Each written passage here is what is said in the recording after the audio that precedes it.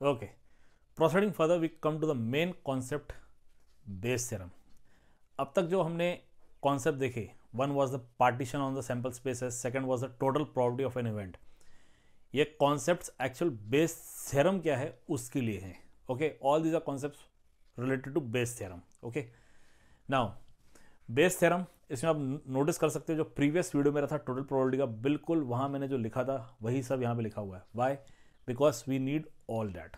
Okay, S is a sample space, E1, E2, E3, En. These are the events which are inducing partition on the sample space S. Then A is an event of sample space S.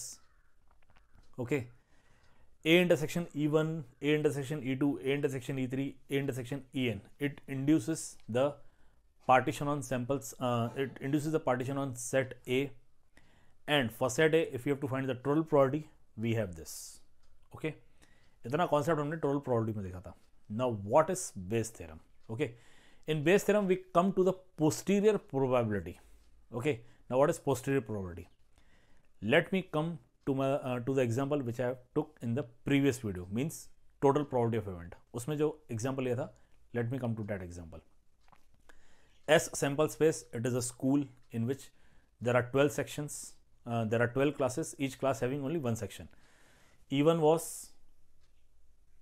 class 1, E2 was class 2nd, E3 was class 3rd, similarly E12 was class 12. Okay, A event हमने क्या लिया था? A event was student selected, student is selected whose name starts with A. Student is selected whose name starts with A. Okay, अब इसे समझने के लिए बिल्कुल एक सिंपल सा एग्जांपल कंसिडर कीजिए. एक असेंबली ग्राउंड है.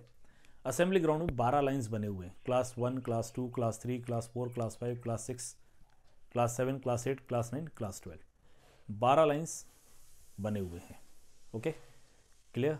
असेंबली ग्राउंड पे अब असेंबली में अनाउंस हुआ कि ये जो 12 लाइन्स है ये ऐसे ही रहेंगे, लेकिन यहाँ पे बच्चे जो रहेंगे वो सिर्फ वही रहेंगे जिनका नाम ए से स्टार्ट होता है. बाकी सारे बच्चे अपने अपने क्लास में चले जाए. तो क्लास फर्स्ट के वो बच्चे जिनका नाम बी से लेकर जेड तक आता है चले गए. ऐसे ही क्लास 2, क्लास 3, क्लास 4 सब चले गए. अब आपके पास फिर से 12 लाइन्स है. इन 12 लाइन्स में सिर्फ वही बच्चे खड़े हैं जिनका नाम ए से स्टार्ट होता है. ठीक है, इधर क्लास 1 की लाइन है, उसमें कुछ बच्चे खड़े हैं, सबका नाम ए से स्टार्ट होता है. वैसे ही class 2, class 3, class 4, class 5 up to class 12. Okay, सारे बच्चे ऐसे ही खड़े हैं जिनका नाम ए से स्टार्ट होता है. Okay, one of the student selected whose name is from A. अब वो जो स्टूडेंट सेलेक्ट किया गया जिसका नाम ए से है, ठीक है, ये रहेगी टोटल प्रोबेबिलिटी जो हमने ये फाइंड की है. ओके, अब पोस्टीरियर प्रोबेबिलिटी क्या है? ठीक है, हमने वो स्टूडेंट सेलेक्ट कर दिया जिसका नाम ए से स्टार्ट है. Now posterior probabilities, what is the probability that this selected student, जो स्टूडेंट सिलेक्ट हुआ है जिसका नाम ए से स्टार्ट होता है, what is the probability that this selected student whose name starting with A is from class 3, is from class 3 means in this case अब क्या होगा, जो इवेंट ए है ये हमारी प्रोबेबिलिटी हो गई. ये इवेंट ए पहले अकर हो चुका है. अब this student is class is from class 3 जब हम कंसिडर कर रहे हैं, means we are finding probability of E3 with the condition that A has exist. Okay, we are finding the probability of E3 with the condition that A has exist. तो ऐसे case में क्या होगा? We get P of E3 by A. Means A event अगर हो चुका है, a student with name A has selected. Now what is the probability that this selected student is from class 3? Okay, A event अगर हो चुका है, अब ये class 3 से है, ये हमें पता लगाना है. So this probability of E3, it is the posterior probability of event E3. It is the posterior probability of event E3. इससे पहले यहाँ पे जो E3 था, probability of E3, it was the prior probability, और ये 1/12 आएगी, मैंने आपको पहले बताया था. ठीक है, क्योंकि 12 क्लासेस है. Okay, and this is the posterior probability. Posterior probability means now event A is considered to be occurred and we are finding that this student is from class 3. Means with respect to event A we have to find event E3. अब A जो है वो E3 के लिए sample space count होगा. Okay, so what you have to do, you have to apply the conditional probability theorem. This is probability of E3 intersection A upon probability of A. you get this. Okay, probability of E3 intersection A into probability of A, you get this. Now what is probability of E3 intersection A? Probability of E3 intersection A is this, means what you get? You get probability of E3 by A. This is equal to probability of E3 intersection A. It is probability of E3 means prior probability into probability of A by E3 upon, in the denominator you get PA, means summation I running from 1 to n P of A by EI into probability of EI. This is the Bayes theorem. ये है Bayes theorem and Bayes theorem for E3. In general अगर Bayes theorem चाहिए तो in general में क्या होगा? Instead of E3 it will be I, here it will be I, and here it will be I, where I is from 1 to n. I is from 1 to n. Okay, clear? This is the Bayes theorem. This is the Bayes theorem.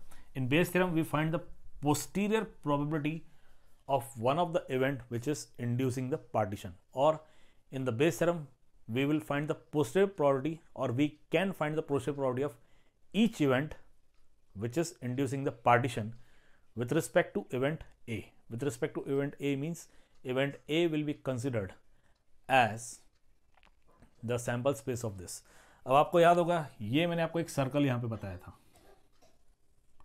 Okay, इसमें हमने ये देखा था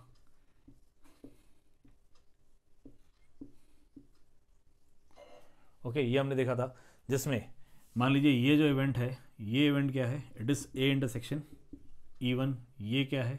this is A intersection E2 and so on. Okay, तो base theorem क्या करता है? Bayes theorem इस पार्ट, अगर हम E1 की बात करें तो इस पार्ट की प्रोबेबिलिटी बताएगा. Okay, clear? E1 क्या बताएगा? E1 इस पार्ट की प्रोबेबिलिटी बताएगा. ओके, E1 क्या करेगा? जो हमारा ये स्क्वायर बना हुआ है इस पार्ट की प्रोबेबिलिटी बताएगा E1. और बेस थ्योरम किस पार्ट की बताएगा? इस पार्ट की, मतलब सर्कल के अंदर की पार्ट की. E1 ये पूरा रहेगा, दिस कंप्लीट, और यहाँ जो सर्कल स्टार्ट हो रहा है उसके अंदर की प्रोबेबिलिटी बेस थ्योरम बताएगा. Okay, this is the difference between the prior probability and posterior probability. In case of prior probability for E1 S is the sample space. For posterior probability for E1 A is the sample space. Okay, A is the sample space. Okay, ये है difference, और ये difference बताता है base theorem. Okay, Bayes theorem इस difference को clearly बताता है. ओके, वंस अगेन कॉन्सेप्ट समझ लीजिए. S is a sample space, E1, E2, E3, En. It induces the partition on sample space. तो ये E1, E2, E3, En इनकी जब आप प्रोबेबिलिटी फाइंड करोगे with respect to S, means probability of E1, probability of E2, probability of E3 and so on, and probability of En. तो ये जो probabilities रहेंगे, these probabilities are the prior probabilities. इसमें S को sample space consider किया गया है. Okay, then a set A is considered. Okay, जब ये सेट A कंसिडर किया जाएगा, then A intersection E1, A intersection E2, A intersection E3 and so on, A intersection En. It will induce the partition on the event A. Okay, it will induce the partition on event A. ठीक है, तो इसकी हम total probability find करेंगे bye this method. अब अगर हम ये कंसिडर करें कि इवेंट A एग्जिस्टेंस के पॉइंट ऑफ व्यू से किसी भी event E1, E2, E3, En जो कि पार्टीशन इंड्यूस कर रहे थे, ओके, ऐसे इवेंट्स जो पार्टीशन इंड्यूस कर रहे थे, we want to find the probability of those events keeping in mind event A. Keeping in mind event A means event A को सैंपल स्पेस कंसिडर करके. Okay, then in that case we can find the probability by this method, probability of EI by A. अब ये होगा posterior probability of EI. Okay, keeping in mind A means इसके लिए A रहेगा sample space. Okay, and you can find this probability by this method, and this method is known as Bayes theorem. Okay, please note it down.